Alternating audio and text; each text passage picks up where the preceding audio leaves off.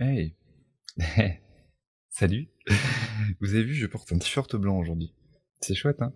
Bref, bon, c'est pas le but du tuto. Aujourd'hui, nous allons voir ensemble sur Photoshop comment incruster une illustration ou un logo, par exemple, justement sur un t-shirt. Donc là, en l'occurrence, ce sera un t-shirt blanc, ou une serviette, ou un tissu, ou un élément, même carrément un mur, si vous voulez, qui présente des défauts. Et notre logo devra épouser ces défauts. Donc le but du jeu, c'est de trouver une méthode rapide et surtout précise qui permette de le faire. Donc pour ça, il y aura le principe de displacement map en anglais. En français, c'est tellement moche que j'ose pas le prononcer. Ce sera quelque chose comme carte de dispersion. Ils l'ont appelé juste dispersion dans Photoshop. Je pense qu'ils n'ont pas osé mettre le nom complet. Et du coup, je vous montre tout de suite à quoi ça va ressembler. Voilà, on est sur Photoshop et du coup notre logo est incrusté avec deux méthodes. Donc il y a un système de fusion au niveau du calque et cette fameuse displacement map qui est juste ici. Du coup, je vous en dis pas plus et on va le faire ensemble. C'est parti.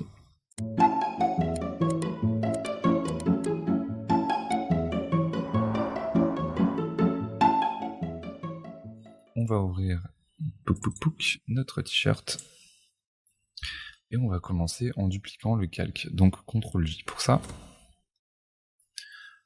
On va venir chercher notre noir et blanc, on laisse par défaut, et ensuite on va venir chercher notre outil courbe.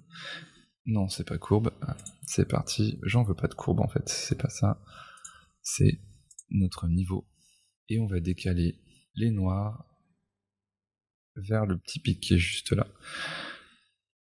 Et ce que j'aime bien au niveau des réglages, en fait, au niveau de la displacement map, c'est avoir bien sûr des éléments de déformation qui sont très lisibles et avoir aussi quelques détails. Là, j'ai un peu forcé les détails, je vous montre tout de suite pourquoi, parce qu'en fait, on va prendre le tout, faire un CTRL E et flouter. Mais dans ce floutage, j'aimerais quand même avoir un minimum de détails, donc c'est pour ça qu'on les a forcés. Donc on floute, là le réglage est déjà à peu près bon puisque j'ai fait le tuto il y a 2 secondes. Voilà. Donc là c'est pas trop mal. Là on voit encore trop les détails. Et si on va sur 6, on voit carrément plus les détails, donc c'est pas la peine.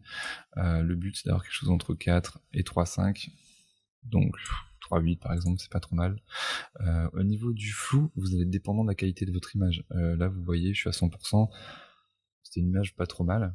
Si vous avez une image qui est carrément plus large, par exemple, la valeur sera peut-être différente. Donc, ne vous dites pas que 4 pixels, c'est exactement la valeur qu'il faut. Non, ça va dépendre de votre image, du tissu, du mur sur lequel vous voulez incruster votre logo.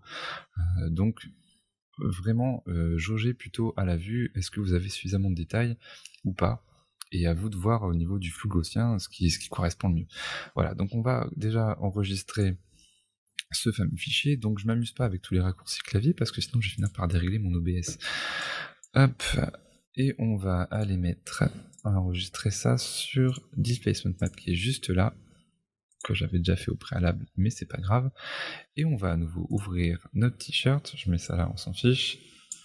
Hop, notre t-shirt, et on va y ajouter notre logo. Donc une illustration faite rapidement sous Illustrator, on va venir pencher donc le gros, la déformation, vous pouvez le générer, enfin c'est même plus la déformation, c'est du positionnement. Donc vous venez de générer le mec légèrement penché, voilà, vous penchez un peu votre logo, vous le positionnez où vous voulez. Moi je vais le mettre là où il y a pas mal de déformations, qu'on puisse voir la qualité de la map. Et on va tout de suite venir le déformer grâce au filtre déformation, et on va aller chercher dispersion. Ici, par défaut, vous allez avoir 10 sur 10, donc ça c'est la puissance de la dispersion en horizontal et en vertical. Là, sachant que la photo est prise de face, gardez une logique, si vous mettez 20 en haut, vous gardez 20 en bas aussi, puisqu'il n'y a pas de raison que le déplacement soit plus fort d'un côté que de l'autre. Si le mec avait été penché, couché par exemple, il aurait fallu jouer avec ses valeurs. Donc là c'est à vous de jauger par rapport au résultat que ça va donner forcément. Là pour vous montrer j'ai laissé 10, mais je pense que autour de 20 ce serait mieux. Je vais faire OK et aller chercher ma displacement map. Et là on a une légère déformation. C'est clairement pas suffisant. Donc on va aller chercher, hop, ici, et on va mettre 20. on reprend notre fichier, et là la déformation est beaucoup plus réaliste. Mais c'est moche, c'est clairement pas ce qu'on veut, donc nous ce qu'on veut faire c'est récupérer aussi des éléments du t-shirt, les défauts de couleur, enfin les variations de couleur et les défauts du t-shirt. Donc pour ça, on va venir fusionner notre calque, et normalement, si je dis pas de bêtises, on devrait être bon avec une densité linéaire plus. Ouais, c'est pas trop mal. Le produit devrait pas être dégueu non plus, je trouve ça trop clair. Donc on va plutôt partir sur densité linéaire plus. Et là, vous voyez, on a les défauts du t-shirt et les variations lumineuses des plis.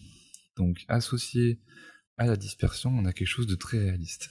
Et petite astuce que j'ai découvert il n'y a pas très longtemps, si jamais vous voulez repositionner votre t-shirt, votre illustration sur le t-shirt, vous allez voir, la dispersion reste comme elle était. C'est-à-dire que là, on a un pli, par exemple, alors qu'il n'y a pas de raison de l'avoir. Là aussi, vous voyez, la dispersion ne change pas.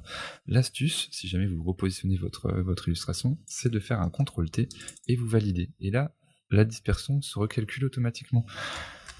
C'est génial, non ? On va le décaler juste là-haut. Donc c'est pas grave pour l'artefact qui reste juste là, c'est un défaut. Hop, vous voyez, ça se recalcule automatiquement. On a vraiment l'impression que le flocage a été fait sous le bras carrément. Moi je trouve ça super génial, super réaliste. Après à vous de juger la puissance de la dispersion en fonction de l'élément qui est en dessous. Mais vous voyez, on a tout de suite quelque chose de réaliste. Voilà, vous savez faire. C'est fini. Fin du tuto, merci de m'avoir suivi du coup. N'hésitez pas à vous abonner, cliquez sur la cloche aussi qui apparaît juste après l'abonnement pour avoir les notifications. Et lâchez votre commentaire en bas de la vidéo, je vous mets moi à côté tous les liens nécessaires pour que vous puissiez tester cette petite astuce. Après n'hésitez pas à faire votre propre projet, c'est toujours plus valorisant. Mais sinon pour les autres, ceux qui veulent tester rapidement, je vous mets les liens en téléchargement juste en dessous, les liens en description, les crédits, tout ça. Et merci de m'avoir suivi. À bientôt. Ciao.